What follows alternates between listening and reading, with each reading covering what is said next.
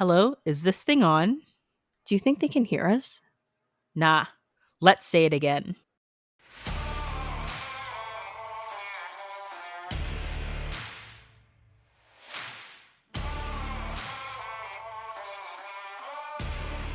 Hi, and welcome to the Gritty Nurse Podcast, an unfiltered discussion related to health and healthcare.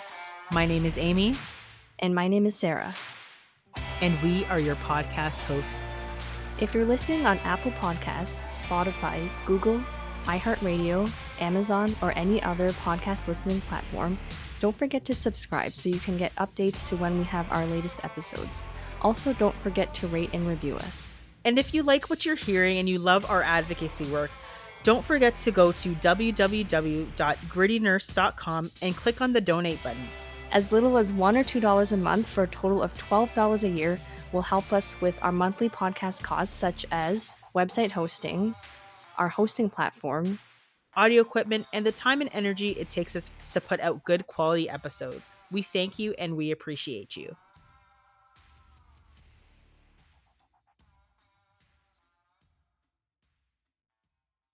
Oh my God.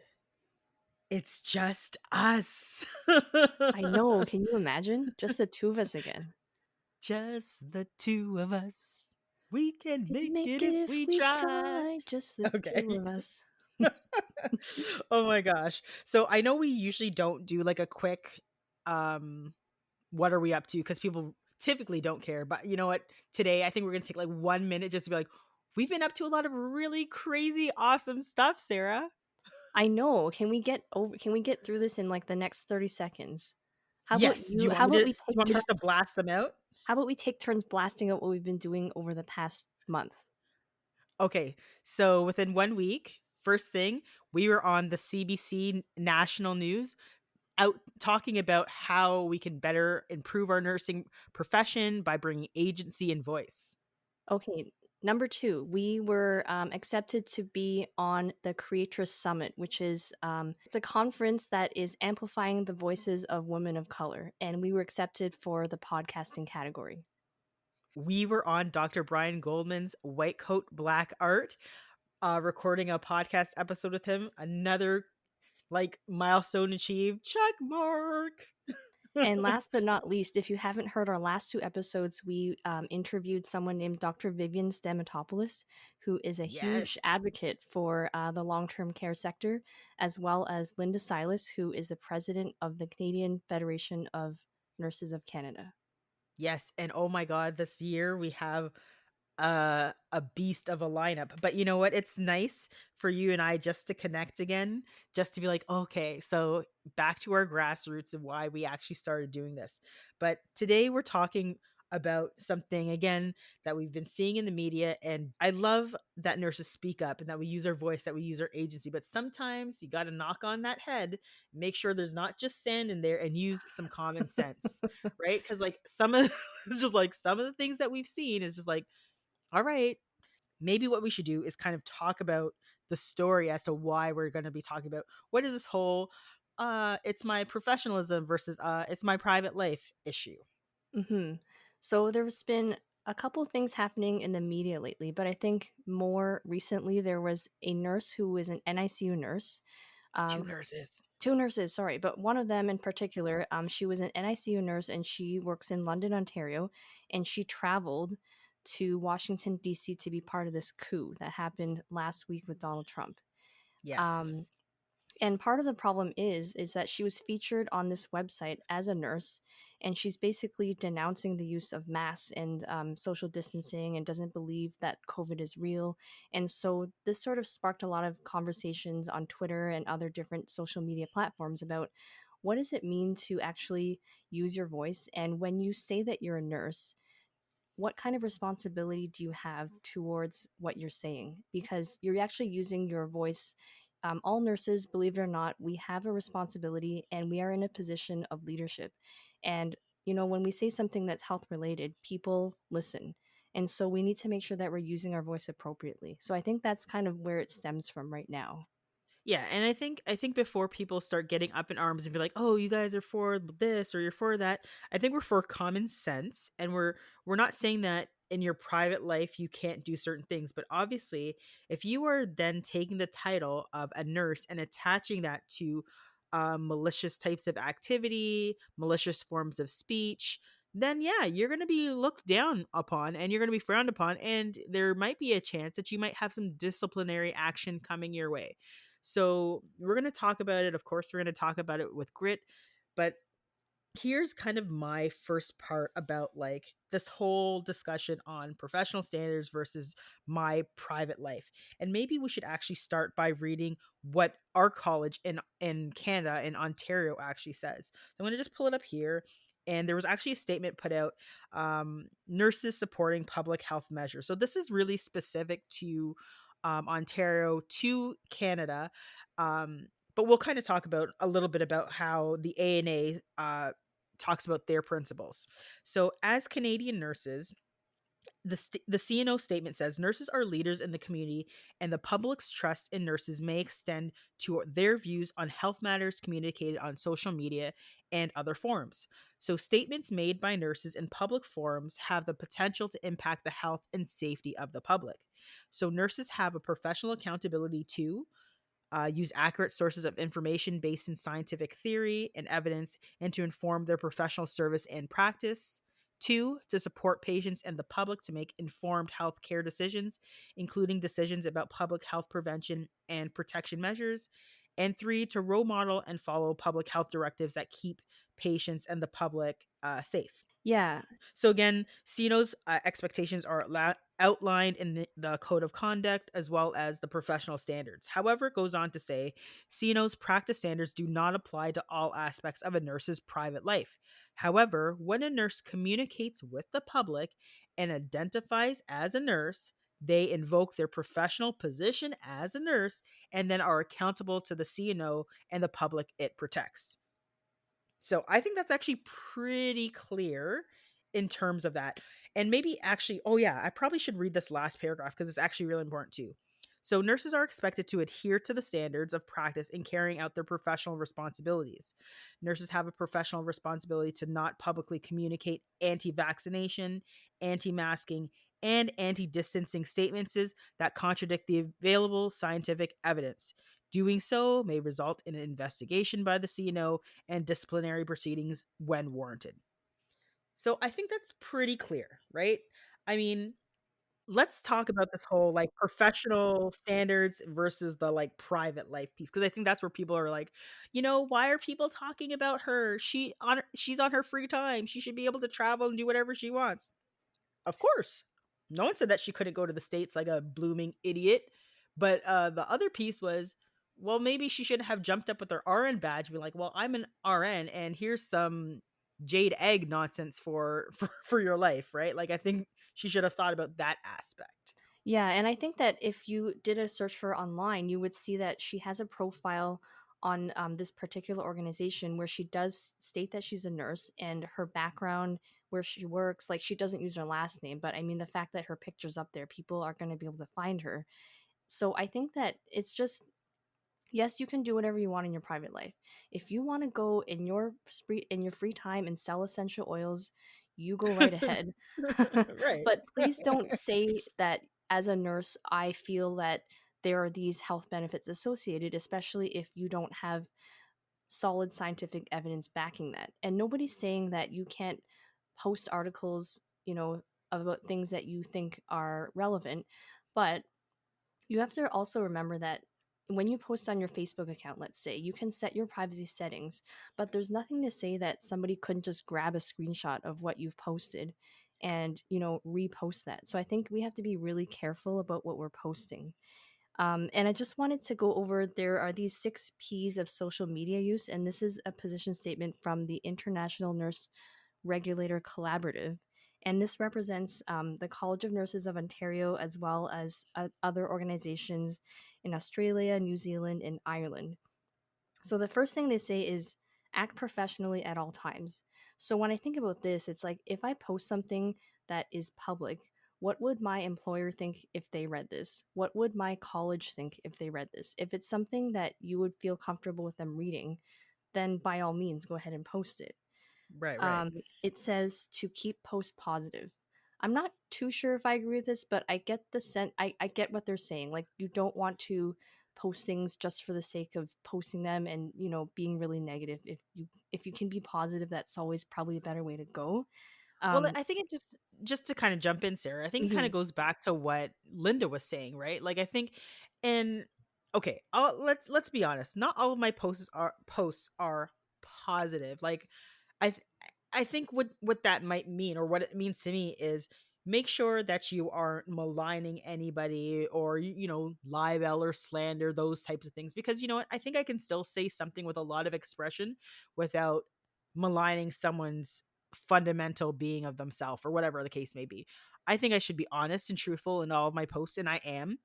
And I think sometimes you say things that might be offensive to someone else, but I think as long as you're not, outwardly trying to malign someone, then I think that, And maybe it's also like your choice it's like your choice of words too, right? You don't want yeah. to say like this stupid person or this idiot, like just use professional language as well. Right. Um Be like yeah. me. Write out the post how you would like to say it, delete it, write it out again, delete it, and then write it out again for your third time. And most likely by the time you've written the third time, you've corrected all those kind of, negative types of posting. And now it's just more of a rational conversational post. So you actually do that? Because I remember Oh you my saying god, that Sarah, once are you kidding before. me? Well, the thing is that's why they're like, don't post or tweet or any of those things when you're angry or in passion, right? So like my principle is like, okay, I see something like, oh, that's so irritating. I'm gonna like blast this person, and I write out my blast post and then I delete it because now I felt satisfied because I've sent it virtually in my mind. And then I go back and I'm like, okay, how do I phrase this in a way that I'm communicating, and I'm giving not necessarily giving that person an opportunity to well, yes, I'm giving them an opportunity to respond, but I'm being tactful about it. I'm using respectful language. I am Although what I might be saying is challenging, I'm still being respectful. And I think that's also the difference in terms of how you're going about posting, really understanding that you can make some strong arguments and you could really push some boundaries as long as you maintain that respectful nature because we should be able to disagree with each other on our thoughts and our views, but I think we you still need to keep it respectful. I didn't even say keep it classy. I said keep it respectful.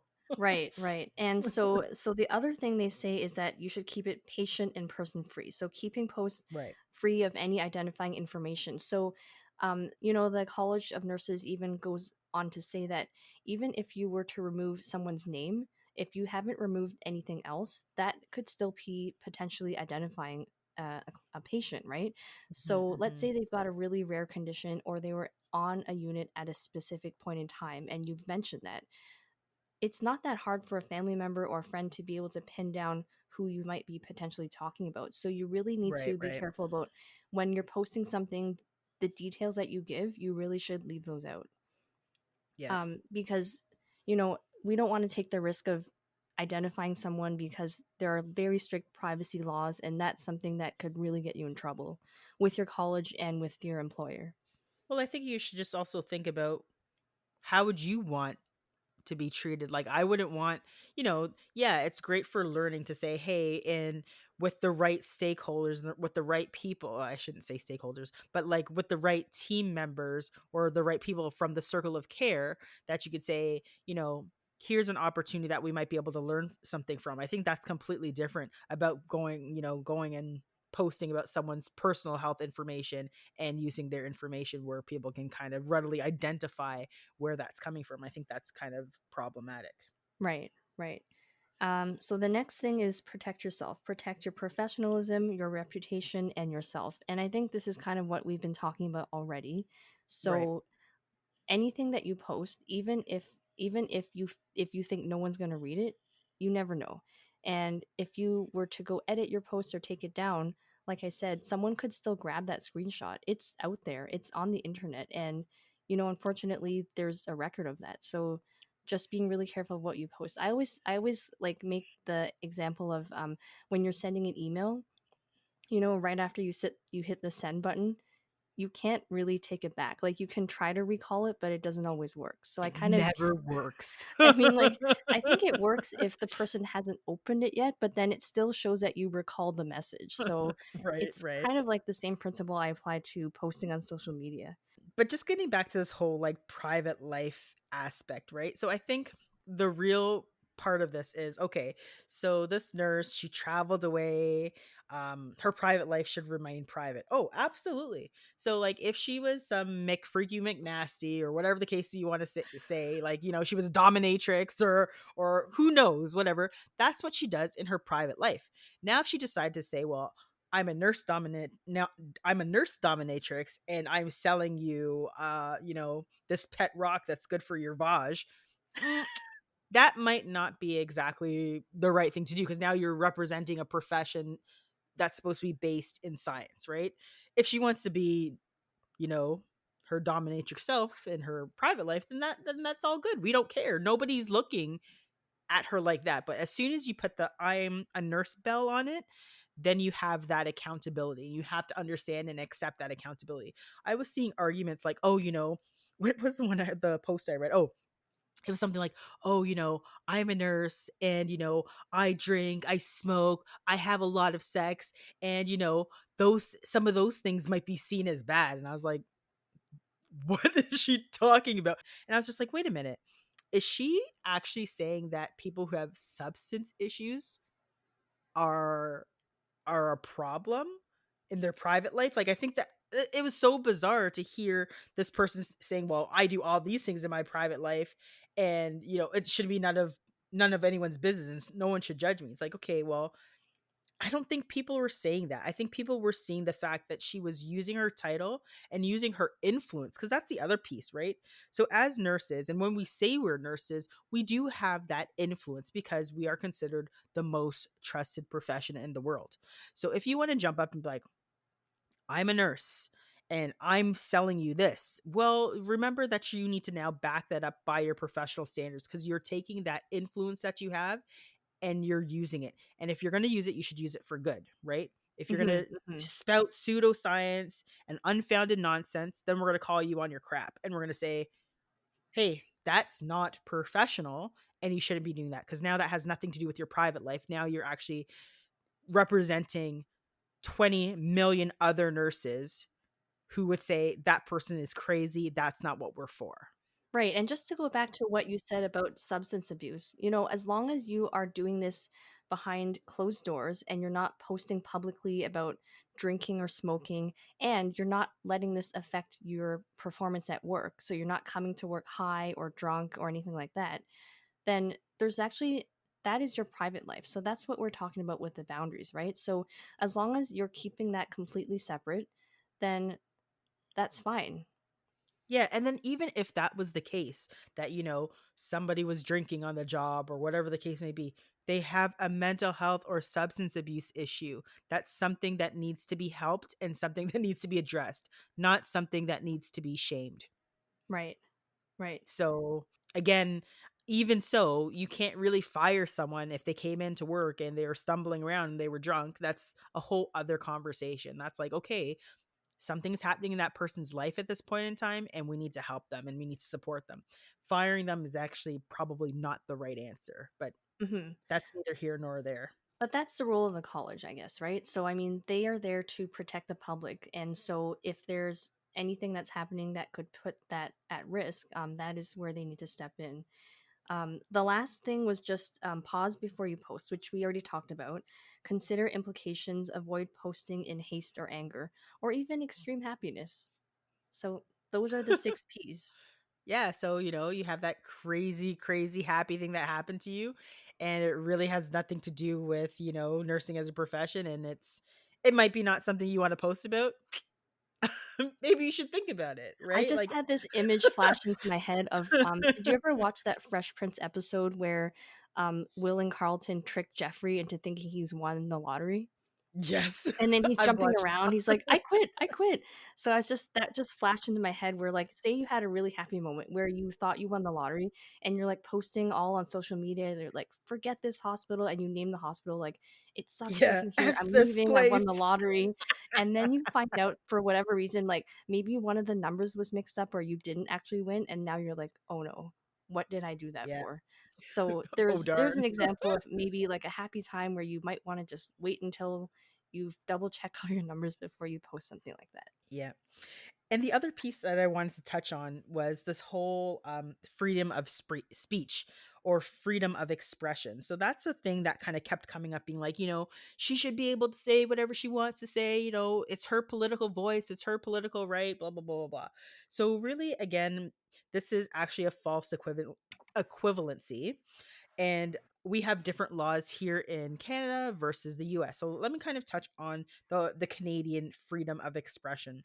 So in terms of freedom of expression in Canada, it's called a fundamental freedom covered by section 2 of the Canadian Charter of Rights and Freedoms, and it actually can enforce it to reasonable limits. So negating hate speech, obscenity, defamation, these are common categories of restricted speech in Canada.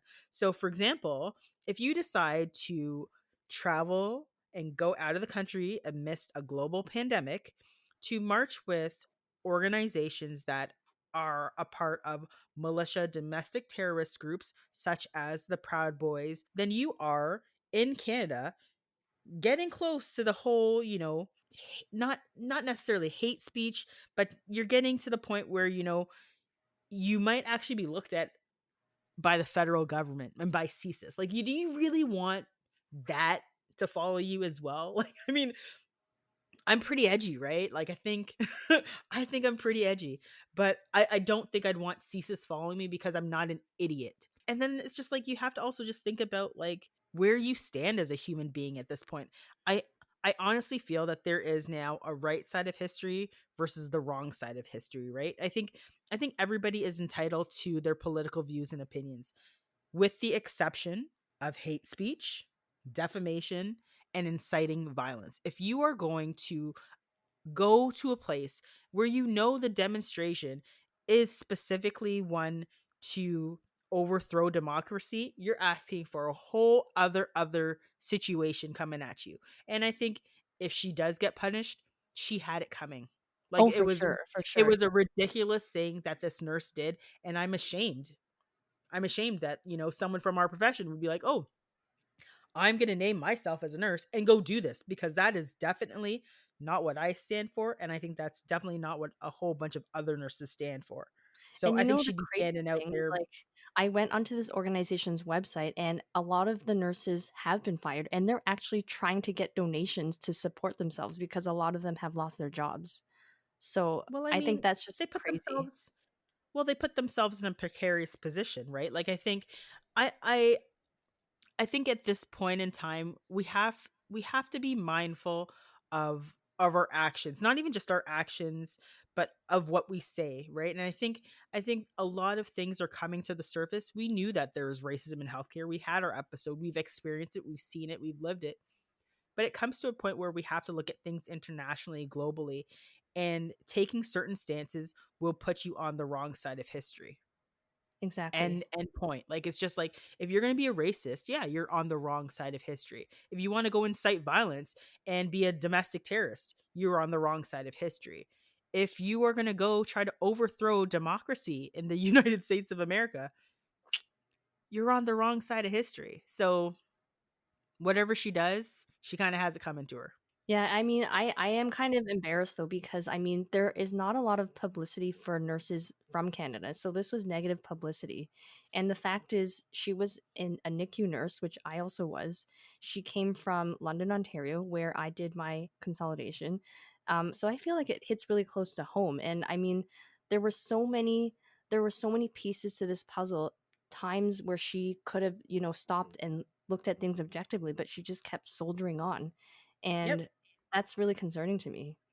Yeah, and bringing this full circle too. So like, so that's the Canadian aspect, but even so, yes, they have freedom of speech laws in the states. But again, it says, so legal systems sometimes recognize certain limits to the freedom of speech, particularly when freedom of speech conflicts with other rights and freedoms, such as the case of libel, slander, pornography, obscenity, fighting words, and intellectual property. So if you're going to be, going, and these are for my American colleagues, my American nursing friends, if you're going to go march around and be like, let's get rid of Biden. Let's get rid of Pence. Let's get rid of this person. Let's have their heads. Stop the steal or trial by combat, and you're doing all that. Then yeah, you're inciting violence. Them sound like fighting words to me. Like if it doesn't sound like fighting words to you, like I'm telling you, if I was standing there and someone's like, "Oh, riot, riot, riot," we're gonna do this, I'd be like, "Yeah, you're threatening me," and I'm sorry. I just no, I'm not sorry. Like I think if you're going to do something like that, your actions speak louder than your words at this point in time, and you have no business calling yourself a nurse. Right. And I think at this point, you need to accept full responsibility for your actions. And there's no backpedaling. I mean, it's out there. Yep, It's own up out your there in racism. print. It's out there on TV. There's lots of witnesses. So you're just basically, you're screwed. Yep. And you know what? At this point, I think this nurse should just lean into the discomfort. She decided to make that decision. Just lean into it. We already see you for what you are. So just, come out, be honest, be like, yeah, this is the type of person I am. And now we know you. And the thing is, that's the other piece, right? So like nurses posting on social media, it's fine, you have a difference of opinion, but just realize that as you post, people will then start to see you for who you actually are. And and maybe for some people they're like, hey, that person's like-minded like me, and then for other people they're like, this person's actually really dangerous and we need to watch this person.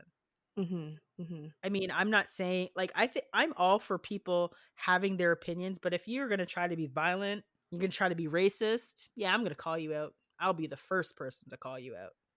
Sorry, not sorry. All right, maybe we should get to our do's and don'ts. We kind of talked about all these various different things. So freedom of expression, freedom of speech, false equivalencies that people are making, professional standards versus your private life. I had one more thing to add. So another a really common situation I find nurses in is when a patient tries to add you on social media, and a lot of people aren't sure what to do. Some people, they end up adding this person, but the official stance from the International Nurse Regulators Collaborative, is that you should actually not add a person as a friend, especially if they're still your patient, because we're talking about setting professional boundaries and the nurse client relationship and how that can really muddy the waters. So, what they actually suggest is that you have a separate account for adding patients. So that's one suggestion. Another suggestion I've heard of in the past is just to tell your patients that you don't really use Facebook, or maybe you want to make yourself more difficult to search, or maybe you don't use your last name. So I think it's just really about maintaining those boundaries. And I know this is a common situation, and sometimes nurses may feel pressured, or they may feel like if I don't add this person, it's like I'm rejecting them and I don't want to do that.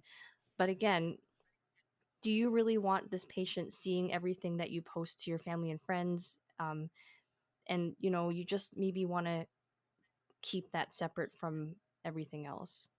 What are your thoughts, Yeah, like Amy? my thoughts are is my relationship really ends at the bedside. So as soon as they're discharged or out of my care, I know that may sound cold and callous. That's kind of where the buck ends for me. There have been some patients that I've met that have been great, and God bless them. I love them and enjoyed the care that I had, or the therapeutic relationship that I had with them. But for me, the buck stops there. And I've that's the way never it should added be. I've Yeah. never added a patient or like ever. No. That's just not a thing that I've done. And to be honest, the other thing is, I guess with being a labor and delivery nurse, you see a lot of um we have a high turnover because our patients only stay for like 24 hours. And to be honest, my memory is not that long because there's been many times where patients have been like, "Oh, you helped deliver my last baby." That memory has been erased. It has been rewritten over by hundreds of other births. But my stance is, I just wouldn't even go through the trouble. So Yeah, and I think that's the way it should be, right? Because you every relationship, especially between a nurse and a patient, has a beginning and an end, right? And so we really need to keep that sort of, like you said, cut and dry. Um, yeah. so I think that's the stance I would take as well. All right. So let's get to our social medias do and don't. So our quick little takeaways in terms of what are you going to do? What are you going to say? What you're not going to say? How do we make it cut and clear? So my first do is do speak up. Do use your voice to amplify the profession. Do talk about challenging things. Do engage on social media and Twitter using evidence-based practice knowledge and a power and a passion for nursing. Absolutely do that. Don't provide pseudoscience. Don't provide evidence for. Don't provide health advice or evidence that doesn't make any sense, and don't be anti-science. Like, I don't know how else I can say there. Like, I think the whole, when people might be like, oh, that's just a measure of opinion that you don't believe in that science. No, there's probably about 50 cajillion other articles that say that that's pseudoscience. So that would be my first do and my first don't. So my first do is read before you retweet or repost. Uh, Yes. I have been guilty of this in the past where I'm scrolling on Facebook, I see an article with the title, it's like, yes, this is exactly what I'm thinking. And I go to repost it, and then someone makes a comment, like, are you sure like this is accurate? And then I go to read the article and I'm like, oh shoot, I actually didn't read this article even before I reposted it. Is this from a reputable source? Is this accurate, or is this someone's opinion? So I think we all have that responsibility as nurses. It's so easy, right, to retweet or repost or whatever, but when we do, it's basically like you're endorsing this. You're saying, I believe Right. everything in this article. And so we have that responsibility as nurses. I agree. I agree. I've fallen prey and victim to that too. So I've learned very much to actually really read, like, if there's an article that I find interesting that someone's tweeted about it, I really will take the 2 minutes usually to quickly read the article and be like, okay, yeah, actually that is a stance politically that I agree with, or whatever the case may be, and then I'll retweet it. Um I'll be honest, there are some people that I do follow on social media that I don't necessarily agree with their views, but that's just for me to understand what they're talking about so I can have more challenging, passionate conversations. Well, I think that's actually a really good thing to do because you want to hear from other perspectives, right? You want to get Mhm. sort of like a fulsome picture of what's happening in the world. I think that's actually a really good thing to do. And just even interacting with people, it sort of gives you the skills to talk to people that don't necessarily share your viewpoints. And that kind of just builds your what am I trying to say? Your experience in talking to people from different perspectives and different values. Yeah. And here's another one of my do's and don'ts. So, do have a lot of fun in your private life. No one is telling you that you can't do some of those things that you said, drink, smoke, whatever, have multiple sexual partners. That's not my business. I don't really care. And the thing is, don't make it other people's business. You don't have to post about everything. Your life is not a picture story. So, my don't is, you don't have to put everything out there. Hmm. I think that's just, you just don't. Like, nobody needs to know everything about you.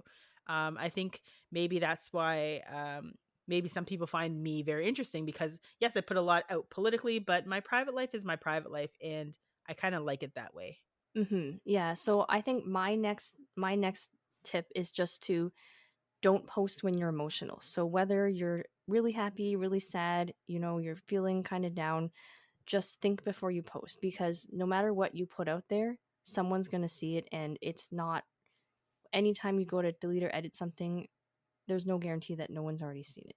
Yeah. And my last do and don't is do join associations that uplift our profession. So there are lots of great nursing groups out there and a lot of great nurses that are doing some really great things for the profession. Seek them out, find them, and see how else you can join the conversation to continue to amplify our voices as nurses and to make us look good because we're smart and people need to listen to us. Don't go out and join attempted coups to overthrow the government and make yourself look like or a racist, bigoted idiot because that's not cool. Nobody's here for No. that. Nope.